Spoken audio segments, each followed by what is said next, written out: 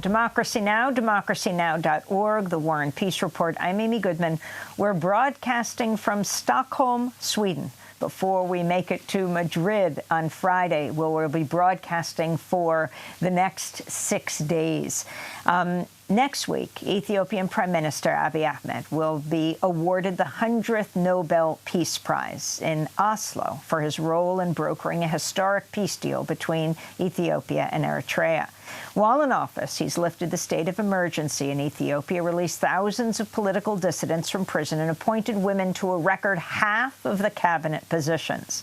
The Nobel Peace Prize is the one Nobel not awarded here in Stockholm, where Democracy Now! Is for this week, for the 40th anniversary of the Right Livelihood Award, also known as the Alternative Nobel Prize.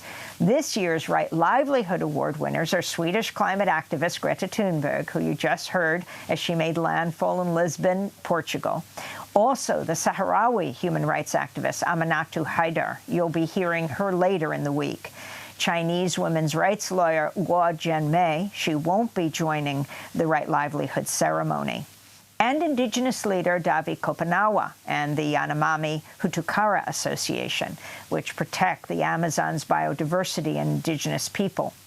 Former award recipients from around the world have gathered here to honor these incredible activists, including Yetnebersh Nigussie, a lawyer and disability rights activist from Ethiopia, director for advocacy and rights as Light for the World, and is the former chair of the Ethiopian National Association of Blind Women's Wing. She's been blind since the age of 5. In 2017, she was awarded the Right Livelihood Award. She's joining us here at our studios in Stockholm as we mark this International Day of Persons with Disabilities. Yeti, thanks so much for joining us here. It's an honor to have you with us. Talk about your activism. What got you started? Thank you, Amy, and it's so amazing to be live on this Democracy Now! As you mentioned, I got blind when I was 5. Then I was born and raised in rural Ethiopia, where the fate of a child is to get married early. So I was no more considered valuable in that community because I was not fit for marriage. But my mom and my grandma made sure that I get education, but I got a special education in a special school for the blind. So that was very good, and we were only 60 girls and 60 boys, only 120.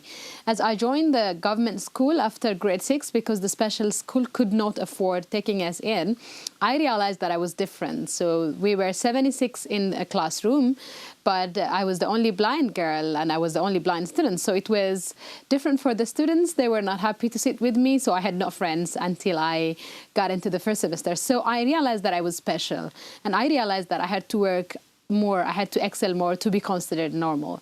So that's the passion, and that's the time when I started my activism, that I am just different like you. And I want just the same rights as you want, and I want equality.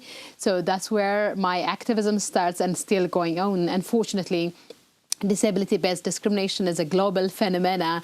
It happens in the US, it happens in Asia, and I'm just coming in from Turkey, where I was speaking in an event again on inclusion of persons with disabilities. So it's a global phenomena, and it's growingly that the rights of persons with disabilities being violated, and every day their quality of life is significantly deteriorating. So it's about becoming the voice. You not only went to the schools of Ethiopia as an undergraduate, but you became a lawyer. Yes, I became a lawyer because I decided, as I grew in that I'm different, I decided that it's my human rights to be included, and people should know more about their rights and their duties. So that's where I decided to study law, and I am one of the first 3 blind female lawyers in the country who decided to study law. Can you talk about what rights are enshrined in the UN Convention on the Rights of Persons with Disabilities? You know, it's very interesting because the UN Convention on the Rights of Persons with Disabilities has only come to entry into force in 2010. It was adopted in 2006. So many people think that it contains new rights. Unfortunately, that's not the case because all the rights in the UN Convention on the Rights of Persons with Disabilities did exist before.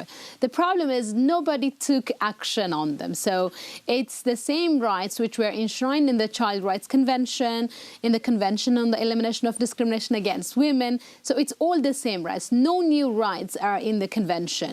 So it's about like all the rights that we persons with disabilities want are the same like others want. Like we want our rights to education, the same like other children. We want our right to health, our right to access to justice, a right to be kept free from violence, and everything. So one historical development or evolution that this convention has brought through is that it combines the human rights and the humanitarian law together because of its Article 11. So it's just human right as any other human being, but it gives a special emphasis, and it also guides us to how those rights can be a reality for persons with disabilities.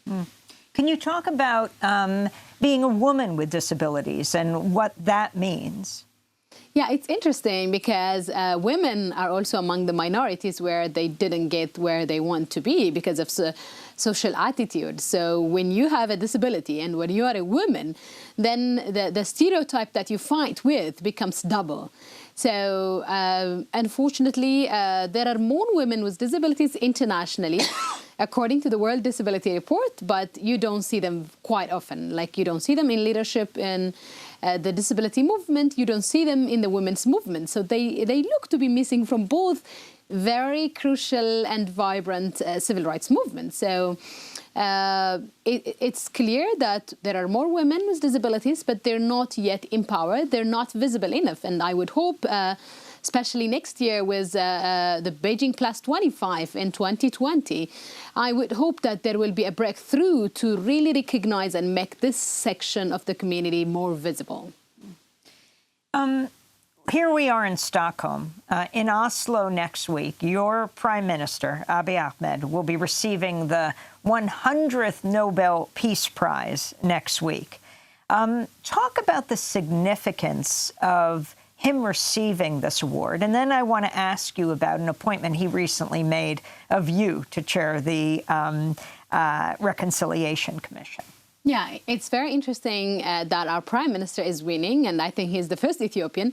And the fact that he's number 100 is also something significant. However, as the Nobel Peace Prize Committee also announced that he is undertaking a work in progress, because normally this kind of prizes do not come simply as an achievement recognition. They also come as a recognition of your effort. So yes, he has contributed to the peace between Ethiopia and Eritrea, and of course, he has done a number of positive actions towards realizing peaceful Horn of Africa as a region, and so on and so forth. But it's also clear that he is still confronted with a number of challenges when it comes into peace in the country, and also sustaining development and fair and democratic society in the country. But I believe that this is a work in progress, and I'm so happy that he's receiving this. And I hope it also signals the message that this award, this prize, is not simply for Ethiopia, but this I would think that this is a prize for Africa, in particular for the region Horn of Africa. And in particular, we have to say that this is a prize which goes both for the Ethiopians as well as for the Eritreans. For peace takes two. Whereas conflict, you can be one is enough for conflict, but for peace, at least, it takes two. So it's an award and recognition for both Ethiopia and Eritrea as a country, and of course the leaders, Dr. Abiy, as well as President Isaias as president of Eritrea. Can I ask you about the criticism of Dr. Abiy weeks after the announcement of the Nobel Peace Prize that he would be receiving it? He came under harsh criticism over his silence in the face of protests that police said had resulted in the deaths of 67 people. Explain what happened. Yeah, it was unfortunate that, even though a number of reforms have been gone, still we're facing a number of challenges in Ethiopia. And of course, internally, it looks like that we have newly emerging conflicts among people. So that has happened. And as you said rightly, that the government was being questioned for the silence. It's true that there are things that he has achieved, but that doesn't mean that he has finished his homework, or that doesn't mean that Ethiopia has been fully back into peace. So that is, again, a message that we need to do things differently if we really want to achieve peace in the country. And what does it mean that you're going to be head of the Reconciliation Commission? The Reconciliation Commission is part of a transitional justice, as you know, and it was formed last February, beginning of February. So the government has appointed around 41 commissioners, which I am one of the co-chairs to do. So with this reconciliation concept, we are supposed to serve four main purposes. First is to investigate what has happened in the past. Second is to recommend and also recognize victims who have suffered because of the injustice which has happened in the past. Third is, of course, making sure that common truth is created. And fourth is, of course, making sure that those kind of conflicts do not recur again. So the commission is very infant and very new, and the reconciliation process itself in Ethiopia is for the first time.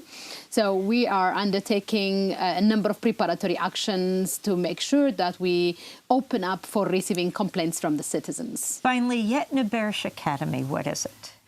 It's my own private school initiative. As I told you, I went to a special school because children with disabilities were not allowed then to go to regular schools. However, now with the education policy becoming open for children with disabilities to join regular schools, private schools were resisting to take in children with disabilities because they associate disability with poverty. So I decided that I become an entrepreneur, and I opened the first private school which can welcome children with disabilities because of the understanding that I believe that I'm just different like anybody. And finally, you talk about the importance of children with and without disabilities, or with different abilities, we'll put it that way, continually interacting. Yes, I believe that's the most natural way of teaching inclusion, because children are just innocent. They're just white papers. We are the ones who teach them who is higher, who is lower, who is different, and who is more powerful and who is less powerful. So if children play, grow and learn together, we don't have to do all the artificial work of inclusion, convention, and so on and so forth. So I believe that's a natural garden to teach inclusion. I want to thank you so much for being with us. I look forward to our public conversation tomorrow here in Stockholm. That will take place just before the major Right Livelihood Award event. And at that event, I will be speaking to Edward Snowden, not live in person, yes, live, but he is in political exile in Moscow, and he also is a previous Right Livelihood laureate. Yetnebersh Nigussie, I want to thank you so much for being with us, lawyer, disability rights activist from Ethiopia, director of the Advocacy and Rights at Light for the World. In 2017, Yeti was awarded the Right Livelihood Award. When we come back, as the UN Climate Summit begins in Madrid, we look at the place it was originally supposed to be, even before Chile, Brazil, where there's growing violence against indigenous forest protectors under the far-right President Jair Bolsonaro. Stay with us.